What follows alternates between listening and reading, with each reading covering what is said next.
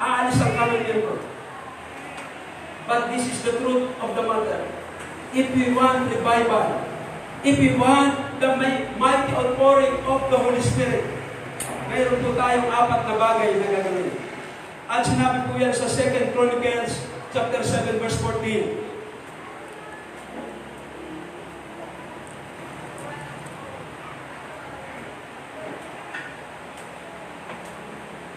Nalulungkot po ba kayo? Alam mo niyo, may pagkakataon pag ako po ay nag-preach at alam ko po ako ay naka-open, ako po nasasaktan. Ako po nahihirapan din. Kapag ako'y nangaral at mayroong nasaktan at tinamaan, ako po unang-unang nasasaktan. Totoo po yun. Pero wala po akong magagawa.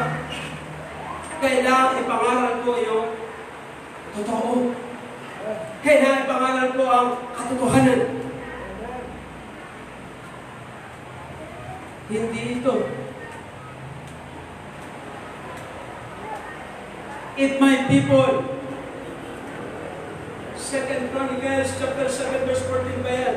Tingnan mo nga, baka 1 Chronicles, nagkapaliba mo.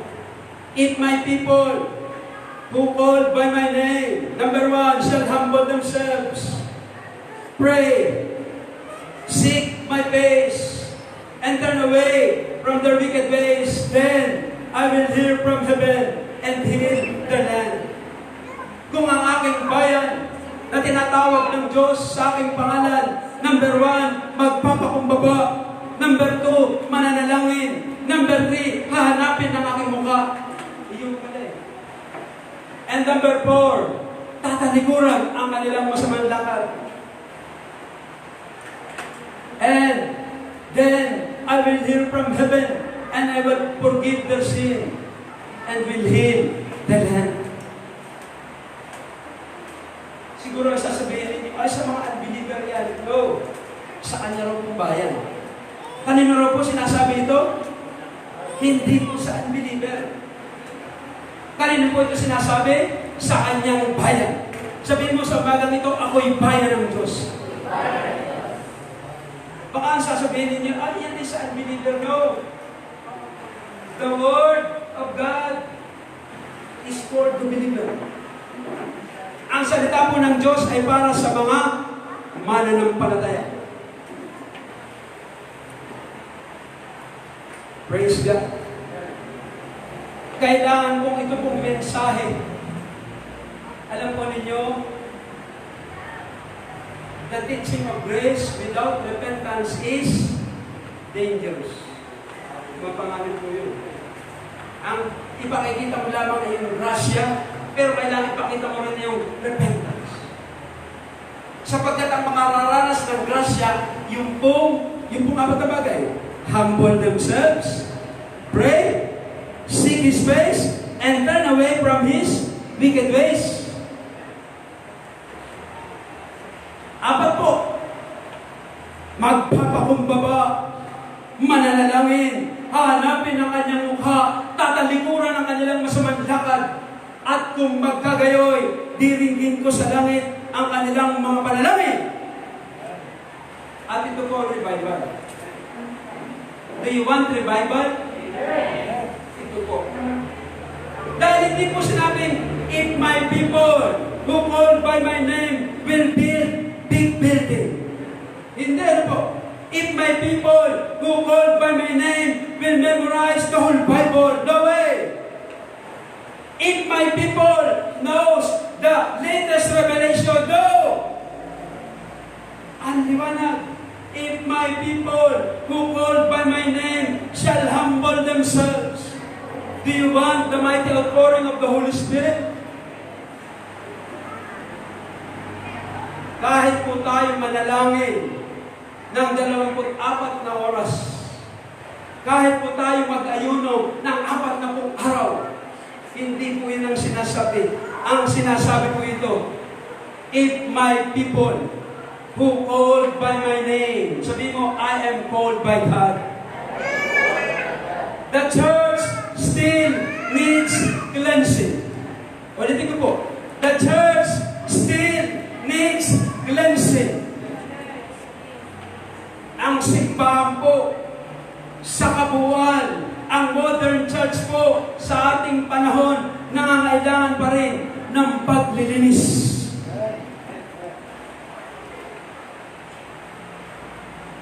Praise God. Preaching on sin. Hindi po ito gusto ng modern church sa ating panahon. Ayaw po nila ng mensahe tungkol sa kasalanan. Ayaw nila. But this is the whole counsel of God. Ito po yung full counsel ng Panginoon. Ito po yung requirement kung nais nating lahat sumalubong sa alabab.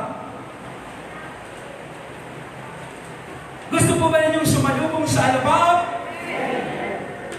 Mahina yata. Gusto pa ba ninyong makasama sa rapture?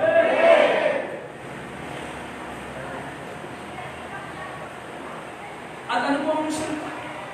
Kapag hindi pinangangaral ang kasalanan, pag hindi pinangangaral ang pagsisisi sa ating mga kasalanan, yung pong desire for holiness, yung pong desire to stay away from sin, nawawala.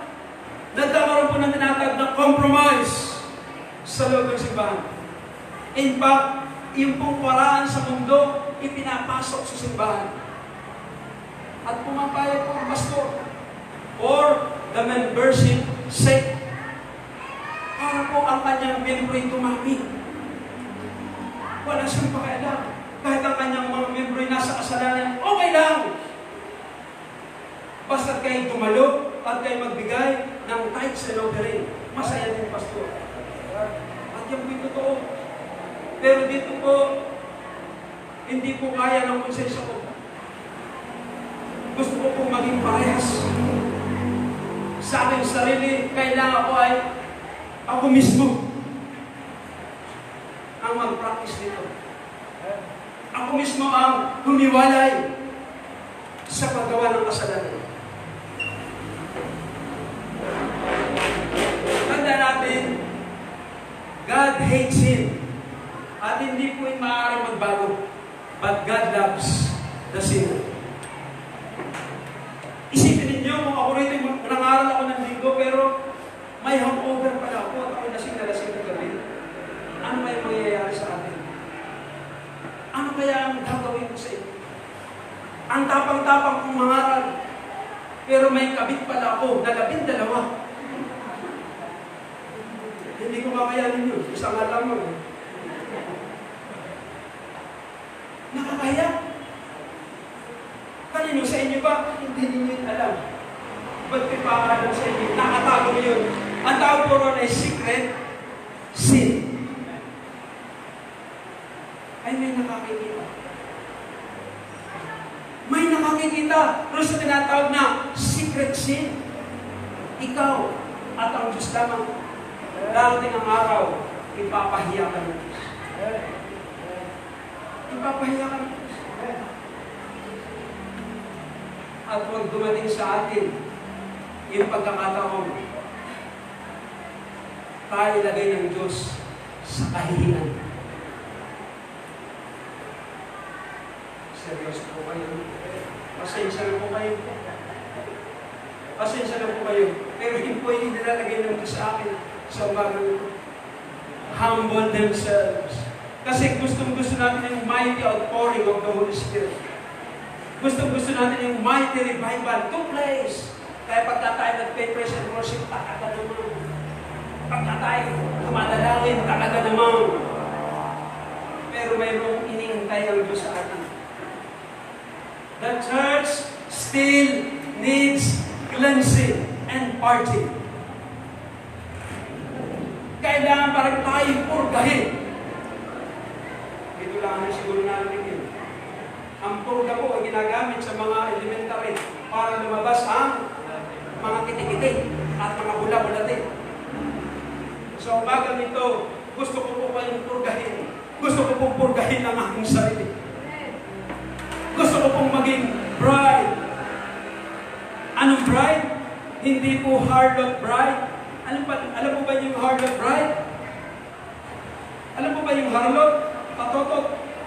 prostitute, nakikiapid sa sanlibutan, committing spiritual adultery, paglinggo ay banal. Kaya maganda yung kanta. Kaya parang sa atin yun. Alam mo yung kanta ko? Banal na aso, hoo-hoo! Santong kabayo, natatawa ko, hoo-hoo! Siguro magandang siyasatin natin ang aming sarili rin sa kanta yun, di ba? Hindi mo ba? Banal na aso, santong kabayo, natatawa ko, hoo-hoo! Examine yourself. Siyasatin natin. Suriin natin. Bakit ko po ito tinuturo sa iyo? I love you. Mahal kita. That is the motivation. Why God? Kaya nilikha na yung simbahan. Ang Diyos po ang author ng simbahan. Siya po ang may-ari ng simbahan. Sa lupa, pupurdahin ka. Para sa langit, linis na linis ka na. Hello! Nakakahiya po kapag yung kantang yun ay para sa atin pala. Banal na aso, santong kabayo. Siyasatin natin, hanggang may panahon pa, hanggang may oras pa, may oras pa po. Yung grasya ng Panginoon ay bukas pa. Yung ano ni Noe, yung kanyang daong, bukas po yun. Pero nang ito'y magsara, marami pong pumatok at nagsisigaw, pero naisara. Dahil mayroon pong grace period. Mayroon pong grace period. Sa Moab, ilang araw lamang at puputulan ka na.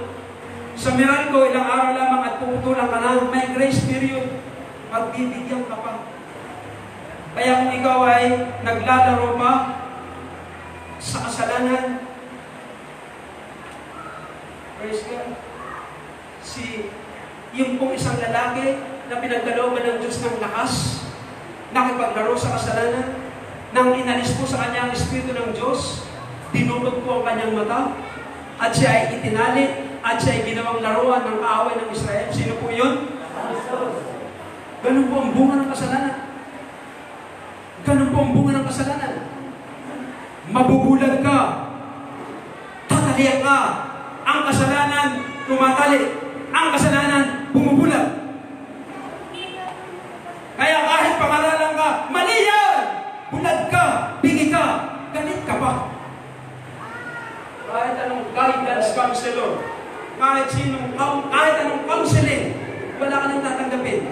Dahil ang puso mo ay hiniruhan ng kasalanan. Bingi ka na, bulag ka na, wala ka nang tinatanggap na katuwiran. Sapagkat ang gumagawa ng kasalanan ay alin? Brother Bitoy, ang gumagawa ng kasalanan ay alin? Alipin ng kasalanan. Hello! Ang gumagawa ng kasalanan, alipin ng kasalanan. Nakakatakot, binasa ko yung lugan, diba? Yung mga priest, ay sila po ay nasa templo, sinaidan, pero na naglalasing. Nagsumisipig sa mga babae, mga anak. Pero hindi sila pinarusahan kung sige, maglingkod pa rin kayo. Nakapag-minister pa rin sa templo. Pero ang sabi ng Diyos, hindi sila makalalapit sa akin. Walang fellowship. Makapaglilingkod pa rin sila sa akin, pero no fellowship, no presence. Imagine po ninyo ang priest, ang pastor. Kung ako'y namumuhay sa kasalanan, no fellowship with God. Nakakatakot. At yun po ang pinakamabait na magiging kalagayan ng buhay ng isang mananampalataya. Ang gifts and calling of God, irrevocable. Hindi po binabawi yung gifts. Hindi po binabawi yung talent. Nakapag-preach ka pa rin. Umakawit ka pa rin. Mahusay ka pa rin mag-share. Magaling ka pa rin at ihinahayaan ng Diyos. Dahil hindi niya binabawi yung kaloob. Hindi po niya binabawi. Pero yung kanyang presence, yun po ang mahal. Yun po ang mahal. At yun po ang pinakamahalaga. Yung iyong intimacy. Yung iyong intimacy. At yun po ang kapag nawala, ang tawag po ron ay ikabod. The glory of the Lord has departed. At yun po ang nakakaiyak sa buhay ng isang mananampalataya na nagsimula sa Espiritu. Tulad ni Saul, nagtapos sa laman. Dahil sa kanyang pag-compromise. Praise God. May nakukuha po ba kayo? Amen. Napakahalaga po nito. At nang tayo ma-born again, ito po ang blessed hope natin. Nang tayo ma-born again, ito po ang good news. Sabihin nga natin, if anyone is in Christ, He is a new creature. All things pass away. Everything becomes new. Iyang ka sa harapan ng Diyos bago ka nang nilalang. Ang mga dating bagay ay babaguhin. Nung bang ikaw ay 10 years ago at ikaw ay na-born again, ganun ka pa rin ba? Medyo question, di ko ba? May question. Kapag yung buhay mo nung dati, ganun ka pa rin ngayon, hello? Hindi ka born again. Wala kang selyo. Ang born again, may selyo ng pagmamayari. Ba't ko po ito ipinangangaral? Mahal na mahal kita. Bakit ko po ito itinuturo? Ayaw ko. Tulad ng Diyos na tayo mapaumalit. Ang inaasahan natin langit pag-isip ko, parang mainit-init ko sa paa ko. Habang lumalapit ako, papainit ang papainit. Baka tayo mapaumalit. Ngayon pa lamang kailangan purgahin ka na para lumabas ang mga bulate at mga kitikite. Kailangan purgahin ka ng kumbandrin. Ang sabi ni Sister Neng, vitamins. Ang aming sinasabi, kumbandrin. Para kay mahugasan, para kay malinis. Alam mo ba niyo may kapangyarihang maglinis? Salita ng Diyos. Yung po ang may kapangyarihang mag-purify ng ating mga kaluluwa, ang salita ng Diyos. Kaya wag po kayong ma-open. Wag po kayong ma-open. Salim na kayo mag-ma-open, pakinggan mo ang sinasabi ng Espiritu ng Diyos. Napakaganda ng Diyos. Napakaganda niya. Bakit ko sinabing siya napakaganda? Sinasaway niya ang kanyang yun ang katotohanan na iniibig ka ng Diyos. Ipangangaral ko rito yung ikaw ay patatawanin lang kita, blessing lang ng blessing, at hindi ko ituturo sa iyo yung full counsel of God. Unfair. Baka sabihin niyo pagharap ninyo sa Panginoon, hindi ito ituturo ng aming pastor. Kaya dito sa lupa ang purgatorio. Dito ka pupurgahin. Dito ka tuturuan. Dito ka ikukorek. Dito ka sasansalain. Yun po yung layunin ng pagtuturo. Profitable for doctrine, profitable for reproof, profitable for correction. For the man of God will be lacking natin. Para raw ikaw ay maging sakdal.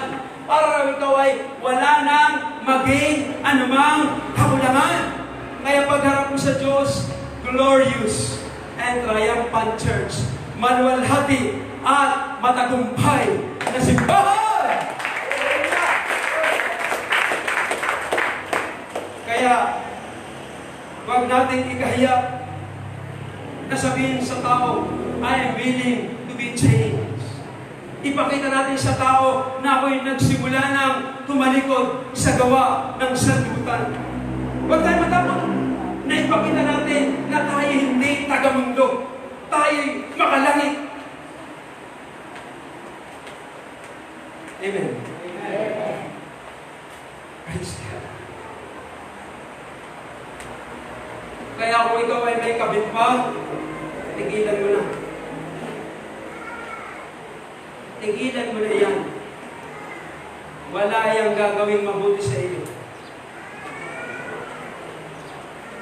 Baka ikaw ay mawaw mali. Ako ba ay perfecto ng buhay? Hindi po. Nagkakamali. Nagkakasala pa rin. Pero ako po'y nagpipilit na ako'y agad makabalik sa Diyos. Na ako'y agad na magsisi. At humingi ng tulong sa Diyos. Dahil ang sabi ng Diyos sa akin, ako'y bago ng nilalang. Kaya yung nature na yon na ginawa ng Panginoong Hesus sa iyo, yun na ang buhay mo. Bago ka nang nilalang, ang mga dating bagay, pawang nagsilipas na, narito! Pawang maging nangabagulan. Pawang naging mga bago na.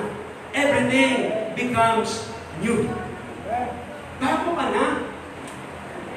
Hindi ka na dati. Bago ka na. It is inappropriate for you to live like the old ones. Ano ba yung inappropriate? Batuig ka. Hindi na bagay sa yung naisusuot mo, hindi na bagay sa iyo. Batuig ka. Sapagkat ang kabihisan mo na ang kabihisan ng Diyos. Nasa iyo na yung righteousness. Nasa iyo na yung right standing with God. Nasa iyo na yung holiness. Nasa iyo na po yan. Nature mo na yan. Huwag mong ikahiya na tanggihan ang kanilang mga pamamaraan ng kanilang buhay. Praise God. Hindi ka nag-iisa. Kasama mo ang Diyos. Kasama mo ang banal na Espiritu. Praise God. Ito po yung buhay na pinili mo.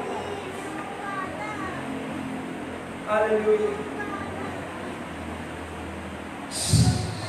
2 Corinthians. 1 Corinthians 6. Tingnan po ninyo ito. Know ye not that the unrighteous shall not inherit the kingdom of God? Sabihin mo, I am righteous. Ulit, I am righteous. Ako'y matuwid. Know ye not that the unrighteous shall not inherit the kingdom of God? Hindi ba ninyo nalalaman na ang mga ligo hindi magmamana ng kaharian ng Diyos?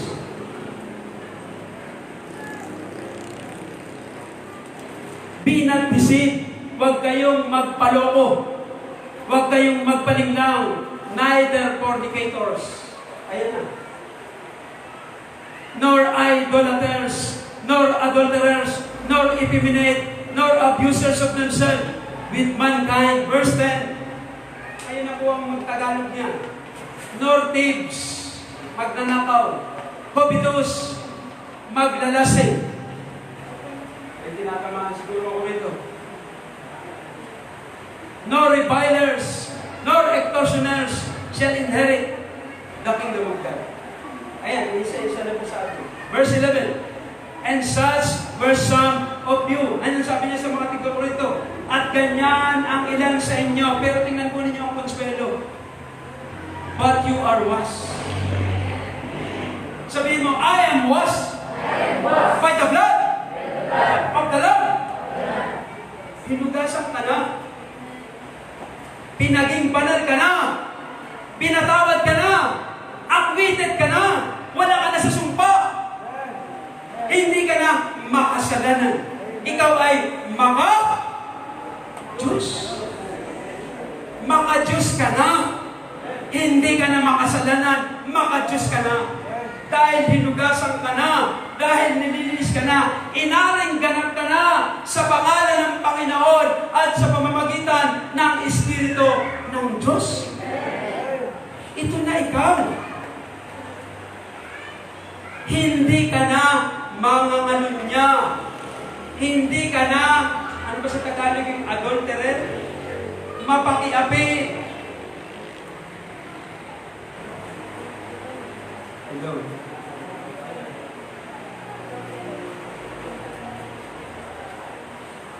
Hindi na. Kaya Kaya hindi na ito ang uri ng iyong buhay.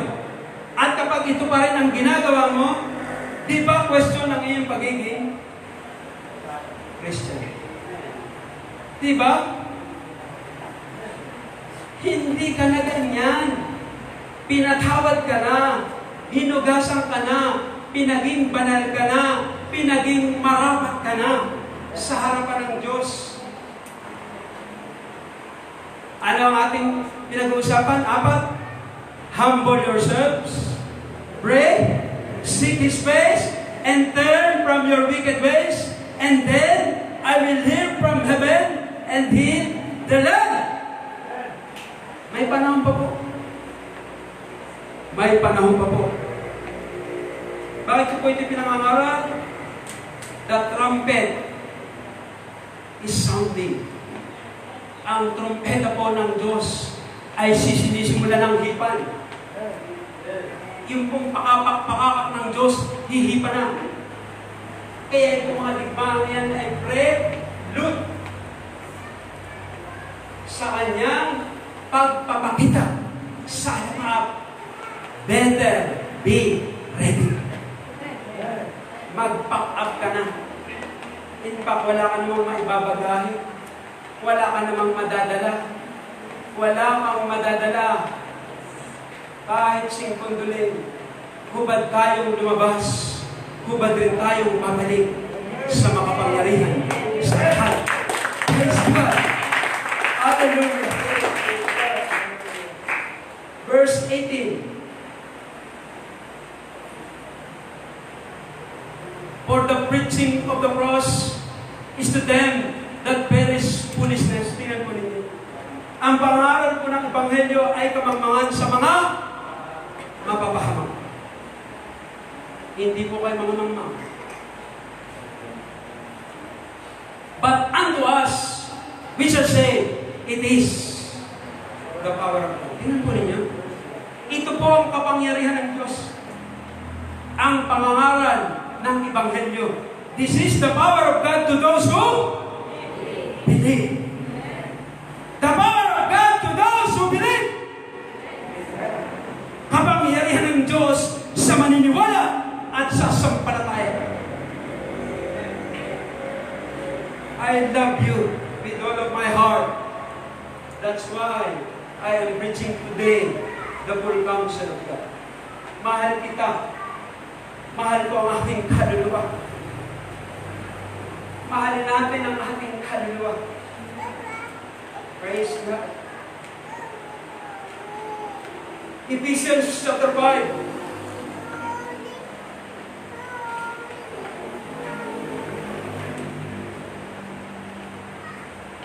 The Word of God will cleanse you. For this you know that no whoremonger, nor unclean person, nor covetous man, who is an idolater, hath any inheritance, the kingdom of Christ and of God. Unclean person, whoremonger. Ano ba yung whoremonger? Ano sa Tagalog yan sa inyo? Ano sa Tagalog yan sa inyo? Ano yung whoremonger, nor unclean person, nor covetous man, who is an idolater. Yung mananamba sa Diyos-Diyusan, yun raw pong sakim, at yun raw pong marumi. Masakim, mahalay, mapanamba sa Diyos-Diyusan, walang bahagi sa paghahari ng Diyos. Kaya po may pagtuturo ng salita ng Diyos. Kaya po may pag-aaral. Inaayos po ang ating mga puso. Inaayos po yung ating lifestyle, yung ating buhay. Magpatuwid po tayo. Huwag po tayo magtago sa mensahe ng grasya. Oo, ang regalo, ang kaligtasan ay regalo. Ang kabanalan ay regalo. Ang pagiging matuwid ay regalo. Galing yan kay Jesus. Galing yan kay Jesus. Kaya hindi ka dapat nabubuhay sa dilim. Dahil si Jesus ay nasa liwanag.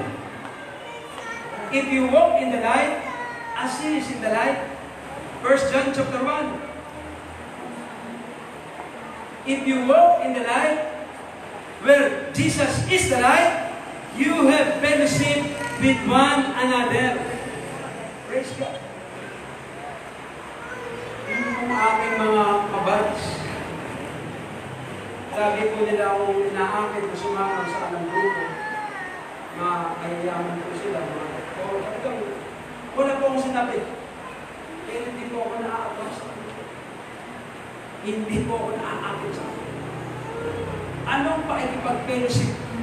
Anong pakikisama? Mayroon ako na sila ay nasa dilim, samantalang ako ay nasa liwanag. Wala pong fellowship na mangyayari. Wala pong pagkakasundo mangyayari. Wala. Kaya nga anong tagubilin ng Diyos sa lahi ng Israel? Huwag kayong mag-aasawa ng ibang lahi. Dahil pag kayo nag-asawa ng ibang lahi, dadala kayo ng ibang kultura. At ganun nga po ang nangyari kay Solomon. Sa pinakadulo, naging mana ng barang siya ng Diyos-Diyusan. Ay isipin naman yung asawa, 1,000 ang kanyang asawa. Kaya mas maigi ang mapapangasawa mo ay may Diyos. Praise God. Hallelujah. Verse 6. Let no man deceive you with vain words. Huwag ninyong hayaan na kayo dinlangin ng mga walang lamang mga pananalita. Because of these things, cometh the wrath of God upon the children of disobedience. Praise God. Alam po ba niyo ang wrath of God? Yun po yung judgment. Yun po yung galit, ano yung digmaan. Ang lahat ng unbeliever, lilipulin ng Diyos. Yun po yung wrath of God. At yan na po ang nangyayari. Yan pong rumors of war, wala nang kundigin yan. Pero yan po ang pasimula ng kahirapan. Sa ibang mga lupa, ano po ang sabi sa Biblia. At yan po yung nangyayari na. Ang purchasing power po ng ating pera ay pababa ng pababa. Yan po ang pasimula. Pero ang ating pong pinangahawakan, ang pangako ng Diyos. Kaya nga po tayo po yung tinatawag na blessed hope. Mayroon tayong banal na pag-asa. At tayo makakaranas ng great escape. Ano po ba yung great escape? Tayo po ay aalisin ng Diyos. Sapagkat ito pong lupa ay hatulan ng apoy. Ano po yung apoy? Bomba atomika. Hindi na po baha. Ang judgment na pong mangyayari ay sa pamamagitan ng apoy. Sa panahon ni Noe, lumubog sa pamamagitan ng baha. Nagkamatay ang lahat ng tao. Sa ating panahon, sa pamamagitan na ng apoy. At yun po ay digmaan. Di po ba? Kaya nga, if you choose to live in sin, you choose to live in suffering. Ulitin ko po. If you choose to live in sin, you choose a life full of suffering. Masarap ang kasalanan. Gusto ng laman yan. Nag-e-enjoy ang laman sa kasalanan. Alam ko po yan. Alam ninyo yan, ang sarap ng kasalanan. Pero ang dulo po noon ay pagdurusa at kabigatian. Praise God. Tigilan na po natin yung masama nating asal. Putulin na po natin yung masama nating asal. Putulin na po natin yung masama nating pag-ugali. Ang sabi nga ni Dexter, hanggang ngayon, wala pang gamot na natutuklasan ang medical science ng gamot sa kasalanan ng tao. Wala. Walang gamot sa kasalanan ng tao. Wala pang natutuklasan. Pero ito, ibinigay sa atin ang gospel. Ang simbahan, ang Diyos ang nagtatap. Yung po, ang ultimate remedy for the sin of nature of man. Hello! ang Diyos po lamang ang makapagpapatawad. Ang Diyos po lamang ang makapagbabago ng ating buhay. Wala po tayong kapasidad na makapagbago ng ating mga sarili. Wala po tayong kapasidad na makapagbago ng ating kapwa. Ang simbahan po ang kailangan munang mabago upang ang mundo ay mabago. Kaya tayo po ang nililinis. Tayo po ang pinupurga. Isang oras lang preaching, naiinip na ang marami.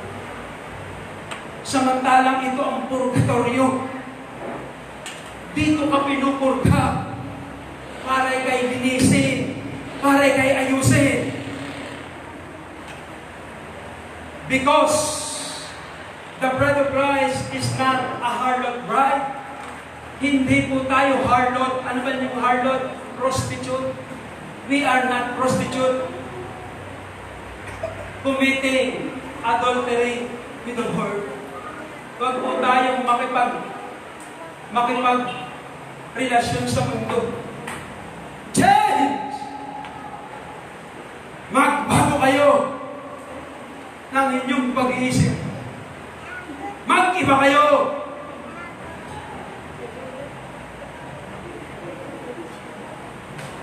Praise God. Habang may panahon pa po, isaayos natin ang lahat-lahat. We want revival, kalooban ng Diyos. You want the mighty outpouring of the Holy Spirit, kalooban ng Diyos. Pero may requirement. 4. Humble yourselves, pray, seek the face of God, and turn away from your wicked ways. 4 ano po? Humbling yourself by prayer and fasting. Magtika ka. Salita ng mga Katoliko. Magtika ka. Papagdalamatin mo ang iyong kaluluwa at dumalangin kang, Lord, spare thy people. Ganun po ang naging iyak ng Israel. Nung dumarating ang salit ng tagtuyot, tanim sila ng tanim, wala silang anak-anik yung titinik. Ganun po ang Diyos. Kung magsugo ng judgment, tagtuyot, tagutom, pestilence, drought. Yun po yung salot na paulit-ulit sa Israel. Dahil sa kanilang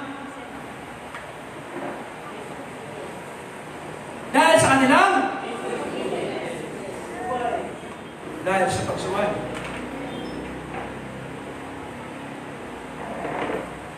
Dahil sa pagsuway.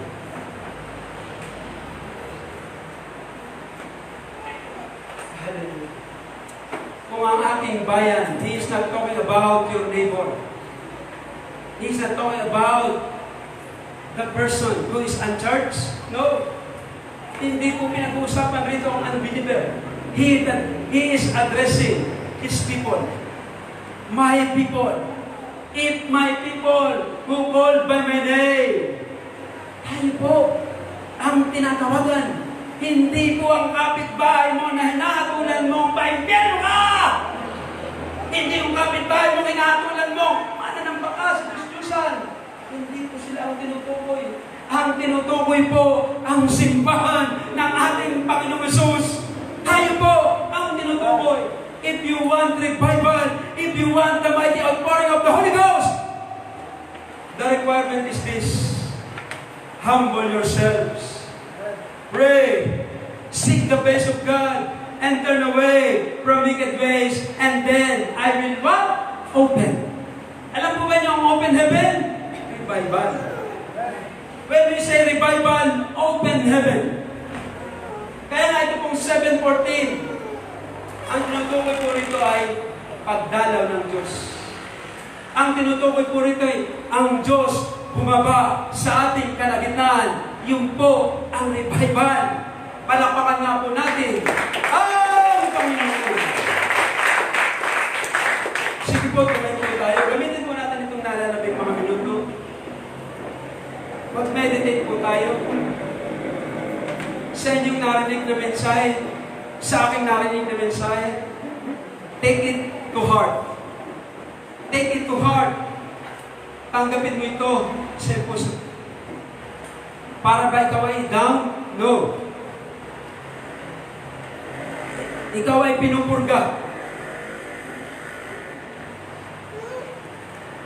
pinupurga ka ng salita ng Diyos. At itong pampurgang ito ng Diyos ay magiging kapaki-pakinabang na lamang kapag ito iyong tinanggap. Ang gamot mo ay nagiging mabisa kapag sinunod mo ang prescription ng doktor 3 times a day. Inumin mo ang gamot na ito at mawala ang iyong sakit sa ulo, sa dibdib, sa paa, sa tenga. Mayroon pong binigay na prescription ng Diyos sa umaga nito na kapag ang prescription ito ng Diyos ang gumawa ay iyong tinanggap. Praise God! Ang Diyos ay tapat. Ang Diyos ay tapat. Ang kanyang iniibig, kanyang sinasaway. Ayaw ng Diyos na tayo mapahamak. Ayaw ng Diyos na tayo masira. Ang gusto ng Diyos, tayo yung babaeng kanyang pakakasalan. We are the bride. Without blemish, without wrinkles, glorious and triumphant church. Maluwalhati, matagumpay na simbahan. Bakit kaya? Ito po yung mga hinugasan. Ito po yung mga binagong buhay. A changed life. Mga pinaging banal. Mga pinatawad sa ating mga kasalanan. Mga hinugasan ng dugo ng kordero. At ipakikita natin sa tao, sa ating mga kamag-anak, ang mensahe ng pagsisisi na kay Kristo, ako'y bago ng nilalang. Na kay Kristo, ang mga dating bagay, pawang nagsilipas na, narito! Pawang naging mga bago na. Decide today. Choose today what God has in store for you. Hindi ka nakatakda sa pagkapahamak. Hindi ka nakatakda sa paghatol. Hindi ka nakatakda sa wrath of God. Hindi ka nakatakda para sa galit ng Diyos. Ikaw ay nakatakda para sumalubong sa ating Panginoong Hesus sa alaba. Inantakda ng Diyos sa iyo. Makasama ka sa rapture na malapit nang mangyari sa hinaharap. Be prepared and be ready to meet the Lord thy God. Humanda ka na sumalubong sa ating Panginoon. Praise God. Hallelujah. Sige po, manalangin ka. I will give you 1 minute, 2 minutes. Meditate. Kausapin mo ang Diyos ng personal. Bago ako bumaba rito, makikipag-agree ako sa iyo. Kilala ka ng Diyos. He knows you by your name. Alam niya ang ginagawa mo. Nakikita ka niya. Nakikita niya ako. Makipag-ayos ka sa Diyos sa umagang ito. Makipagmabutihan ka sa Diyos sa umagang ito. Aminin mo sa Diyos. Kung ikaw ay nasa kasalanan, humingi ka ng tulong na ikay makalaya. Kung paulit-ulit mo yung ginagawa, ang tawag riyan ay habitual sin. Ang tawag riyan ay addiction. At kailangan ay ma-break. Kailangan ay mabasa. At ang makagagawa lang riyan, ang Espiritu ng Diyos. Ang pangalan ni Jesus.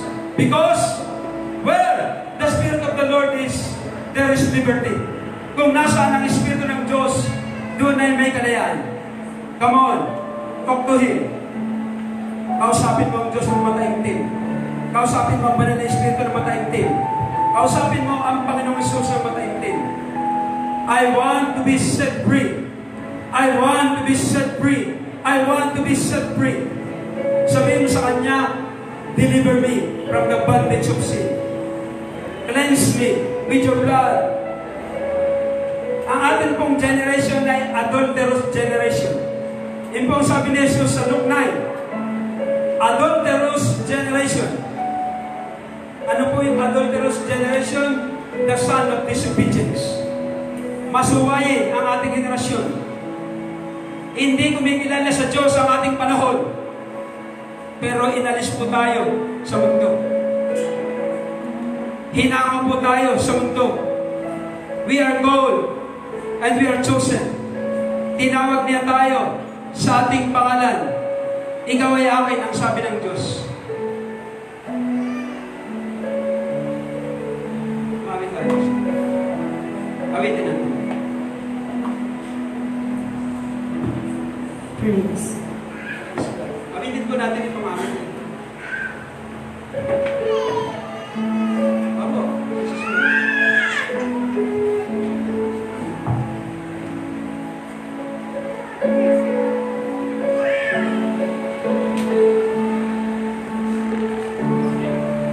Awitin nga po namin ito ng mataimtim. Meditate the song as I end this service this morning. Your mercy amazes me. Under your wings, your shadow covers me. Your promise of love from my heart is safely undone.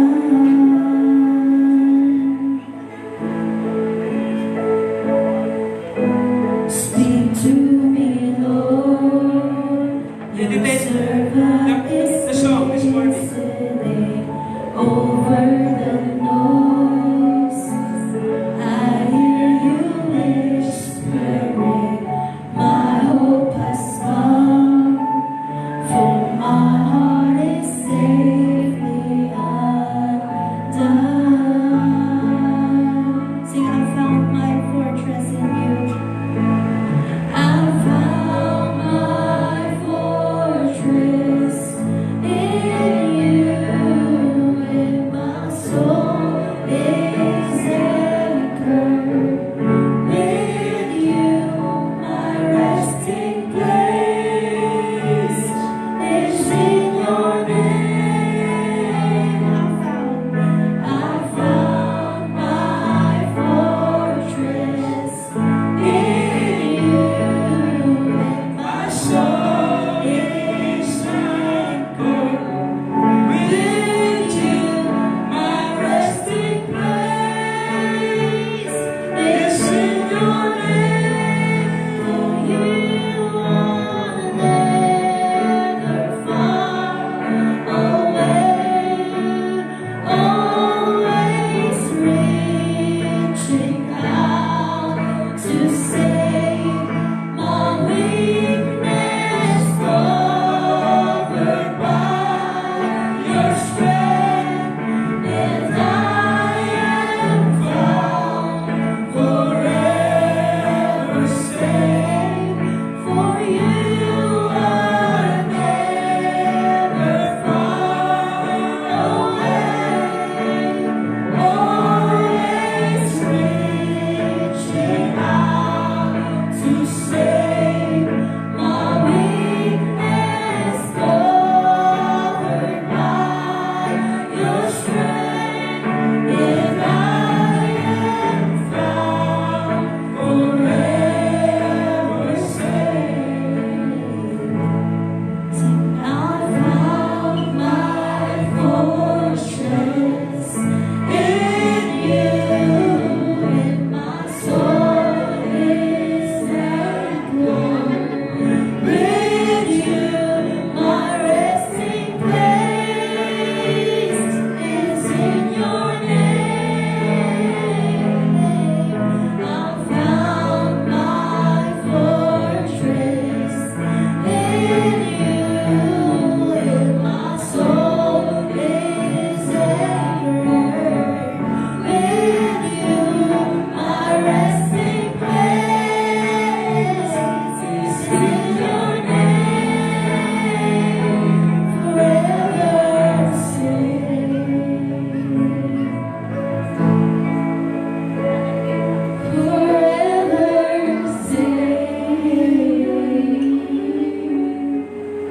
The Word of God says, confess your faults one to another, that you might be healed. If you confess with your mouth, kung ipapahayag ng iyong bibig ang iyong mga kasalanan, ang Diyos ay tapat, ang Diyos ay banal, na ikay patatawarin at lilinisin sa lahat ng iyong mga kalikuan. I love you That's why I preach you the full counsel of God. The Word of God is like a sword, double-edged sword. Tabak ito na magkabilay-talin. Ang layunin, ikaw ay pagalingin, ikaw ay palayain, ikaw ay pagpalain. Iayos, isaayos ang iyong buhay sa ibabaw ng lupa. Because the bride, Jesus Christ, the church, the groom, and we are the bride. And the Word of God calls us virgin. Tayo po yung mga birhen sa harapan ng Diyos. Bakit po tayo magiging birhen sa harapan ng Diyos? You are washed by the Word, by the water. Paghuhugas ng tubig na may salita. Ang salita po ng Diyos ay tulad sa tubig. Lilinisin ka nito. Huhugasan ka nito.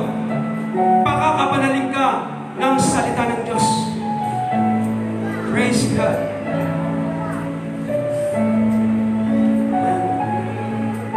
Gamitin natin. By your strength and time fall forever sing. You are never far away. Always reaching out to save my weakness, covered by your strength, and I am found forever. Say you are never far away.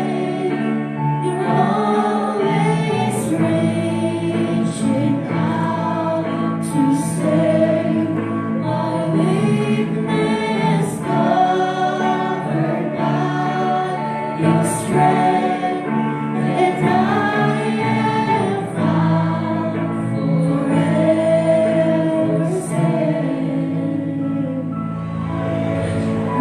Ako'y mananalangin. O Diyos, aming Ama, sangayon sa iyong salita, kung kami magpapakumbaba, mananalangin, hahanapin ang iyong mukha at tatalikuran namin ang aming mga masamang lakad, ang aming mga kasalanan. Ang pangako mo sa amin, open heaven. Diringgin mo sa langit ang aming mga panalangin. At pagagalingin mo ang aming lupain. Iyon po ang aming panalangin sa umagang ito, Panginoon. Hallelujah. We want to get right with you, O God. Nais naming mga pabuhay na kasama ka. Empower your people to live Christian living. Banal na Espiritu, kami po iyong tulungan. Kami po iyong kahabagan. Kailangan ka po namin. Kailangan ka po namin. Praise God. Help us, guide us, empower us, use us for the glory of your Son Jesus. Oh, we thank you and we honor you. In Jesus' name we pray. And everybody says,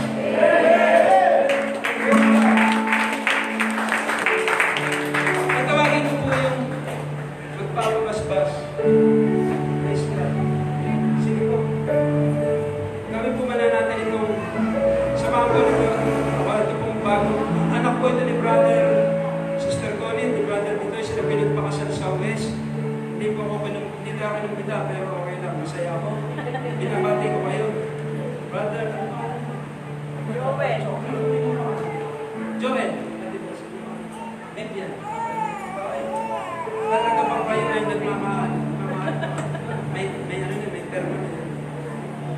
Mahalaga. Matuwa kayo, meron kayong magulang na kilala ang Diyos. Alam ba niyo kung bakit?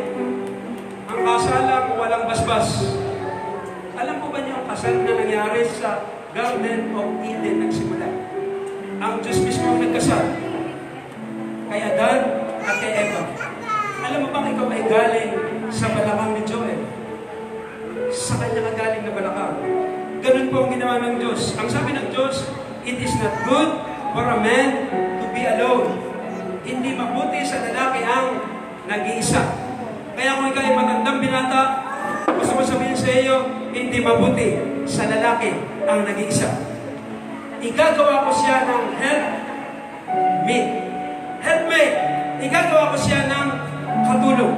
Pero hindi ito yung kasambahay na may sweldo. Hindi ka, Joel, huwag mo siyang gawing alila sa inyong bahay.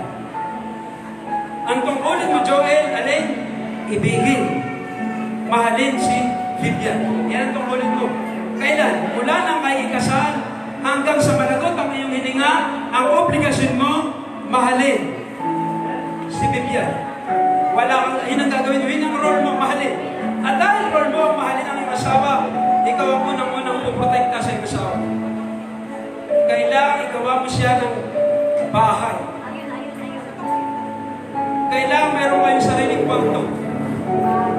Huwag kayong makikisiksik na Connie at kay Brother Pitoy. Huwag kang titira roon. Dahil iiwan ng lalaki ang kanyang tatay at ang kanyang nanay. Pero huwag ka naman pupunta kay Vivian. Sasama ka sa kanila, hindi. Ikaw ay bubuo ng bagong pamilya. Total kayo nag-abroad, mag-ipon kayo ng pampagawa ng bahay. Okay kayo sa inyo? Ganyan ang pastor, pakialamero ang pastor. Yan ang sabi, at ikaw naman, Vivian, ang gagawin mo, submit to your husband. Kailangan kayo ay magkasundo. Hindi pwedeng kanya-kanyang pera. Pareho kayo nagtatrabaho, pareho kayo may sweldo. Marami pong pagkakataon ng mag-asawa nagtataguan ng sweldo. Pagka nagbibilang at wala! May nakasuksok mo. Kailangan na mag-asawa, iisa ang pera. Alam ba ninyo yun? Ang lalaki ang hahanap ng pera. Ang babae ang hahawak ng pera at ikaw ang mag-multiply. Ano ibig sabihin ng mag-multiply? Kailangan marunong kang mag-budget. Hindi pwede ang gastador ang babae. Magagalit ang lalaki. Ano ba yan? Ang gusto naman? Kailangan pinaglakas. In fact, kailangan maparami mo pa. Ganun gawin mo, i-multiply yung blessing na ibinibigay ni Joel. Praise God. At binasbasan ng Diyos ang lalaki at babae. Sabi niya, mula ngayon, hindi na kayo dalawa. Kayo ay iisa na. Kaya tingnan po ninyo, ang mag-asawa, kailangan laging magkasundo. Pag kayo ay magkaiba, hindi po mag-asawa ang tawag rin. Pag kinausap mo ang lalaki at kinausap mo ang babae, at iba ang kanilang desisyon sa buhay, hindi po mag-asawa yan. Ang mag-asawa po, solid north, magkaisa. At ito ang maganda, ang pinagsama ng Diyos, hindi pwedeng paghiwalay ng tao. Walang makapaghiwalay sa inyong mag-asawa. Ay mag-a-upload kayo pareho, tinanong, maghiwalay kayo, ilang araw pa kayo. Dahil ang iniisip kagad ninyo ay pero alam ba ninyo yung kahalagahan ng kasal? Praise God.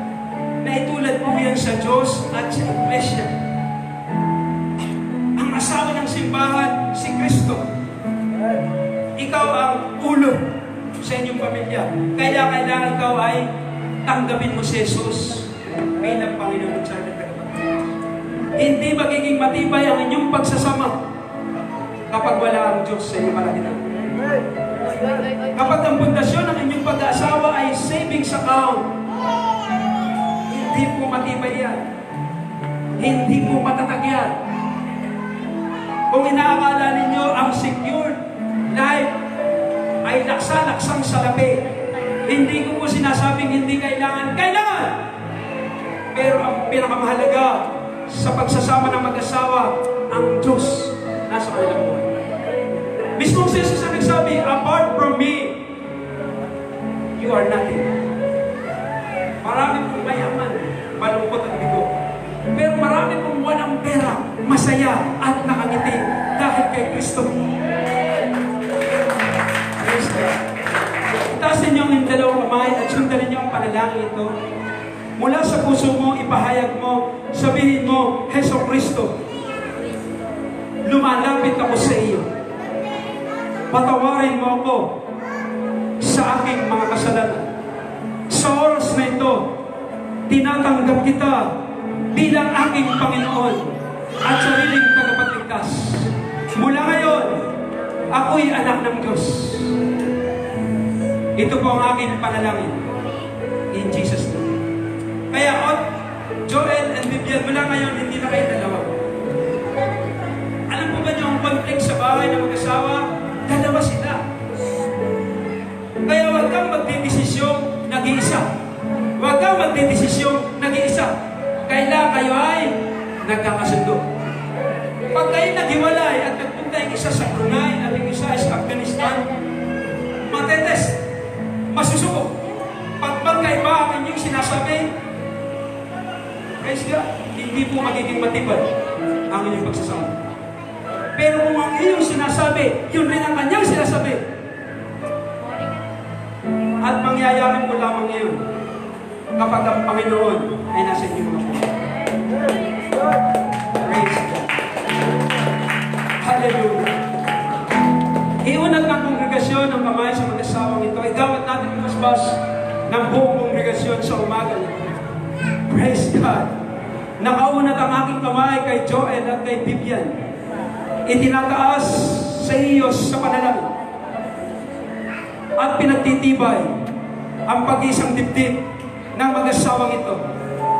At aking isineselyo ang iyong salita ng pinagsama ng Diyos. Hindi pwedeng paghiwalay ng tao.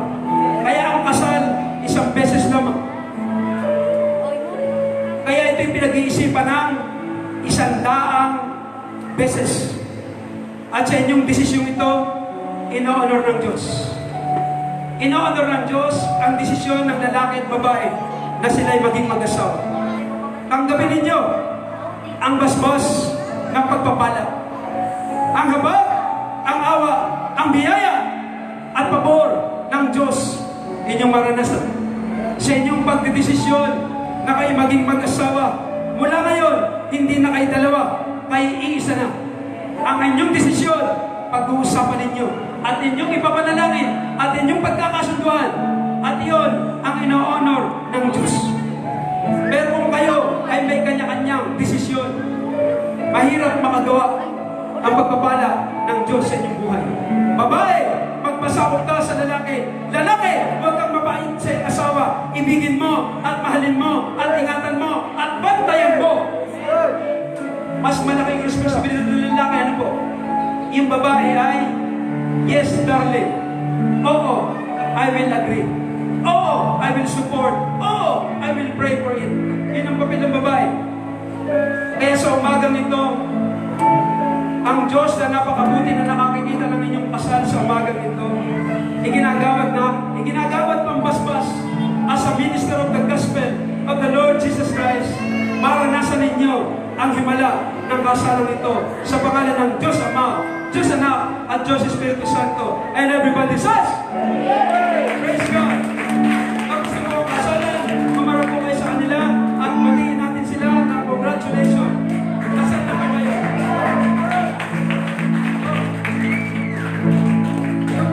You may kiss the bride. You may kiss the bride.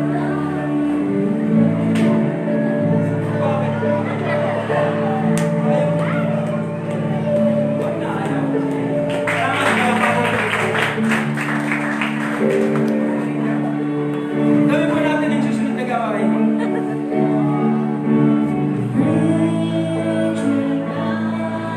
To say, my weakness covered by your strength, and I am found forever safe.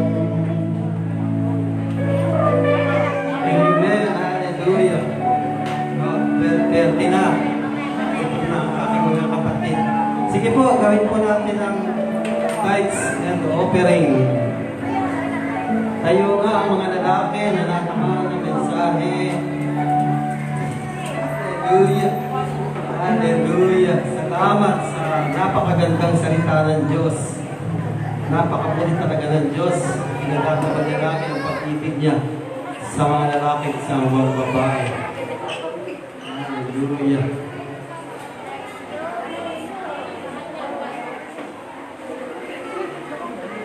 Sige, habang ginagawa natin ito, mag-share lang tayo ng konti. Alam niyo, iramin ko po yun muna yung kaliwat kanan na tenga nyo, pandinig nyo. Konti na lang kasi, 30 na. Gutom na tayo, ako man, gutom na rin. Alam niyo po ba yung tights and offering kung mapapansin nyo?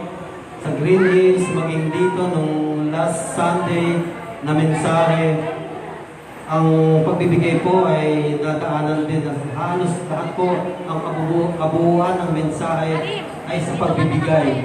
Doon po sa 2 Corinthians chapter 9 verse 7, ang wala po binanggit na text doon, ang binanggit po doon ay yung pagbibigay, pagkapalob, yun po yung seed, yun po yung yun po yung namumunga, yun po yung inaani. Pero doon po sa Malakias 3:10, bagamat linggo-linggo po ito natin narinig, doon po binanggit yung ika-10 bahagi. Ang sabi doon, dalhin nyo. Kaya po pinadadala, yun po ay hindi sa atin. At ito po ay malinaw. Alam ko, napakabigat para sa magulang na hindi pa ganap na ipagkakalob ng gusto ang tithes. Pero ito po ay dapat, at ito ay dapat natin pagtapat sa Diyos. Sapagkat napakalaking pribilehiyo, ito po ay hindi sa Diyos, ito po ay para sa atin kung magiging tapat po tayo sa lahat ng kinikita natin na ika-10 bahagi. Dapat po ito ay tinuturo natin sa ating mga anak para sa habang paglaki nila ay natututunan po nilang mag-tithes. Para po pag sila nagtrabaho na napakagaan na po sa kanila ang pagbibigay ng tithes and offering. Kadalasan po sinasabi ng mga nanay, yung mga kumikita ng tatay, dahil dito sa aking kinita sa loob ng isang linggo, pagpalagyan natin 5,000, ang sasabihin niya, dahil sa 5,000, meron akong tithes na 500. Mali po yun. Dapat po, balik ka rin natin. Dahil doon sa 500 na tithes ko, patuloy kong tinatanggap yung 5,000, linggo-linggo. Mali po yun eh. Kaya po, napakahirap ibigay ng tithes. Dahil sinasabi natin, dahil dun sa aking kinita, halimbawa na monthly, dahil dun sa 30,000 na aking kinita, may naibibigay ako ng 3,000. Parang napakahirap pong ibigay, kasi hindi po ibigay ang tawag doon eh. Dalhin po natin. Dahil yun po eh, hindi po sa atin. Ang Biblia po ang may sabi niyan, hindi po atin. Kaya po ito'y pinababalik, pinadadala sa atin.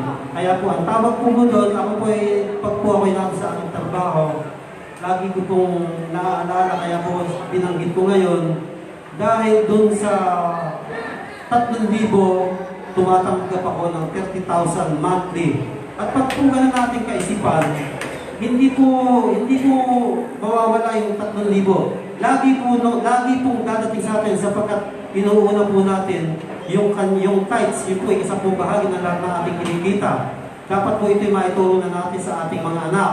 Ganito po ang sabihin natin sa ating mga anak, anak, pag po tayo'y kumakain o may nananalang sa ating bahay, sabihin po natin, sapagkat ito po'y napaka-importante, hindi lang po sa atin.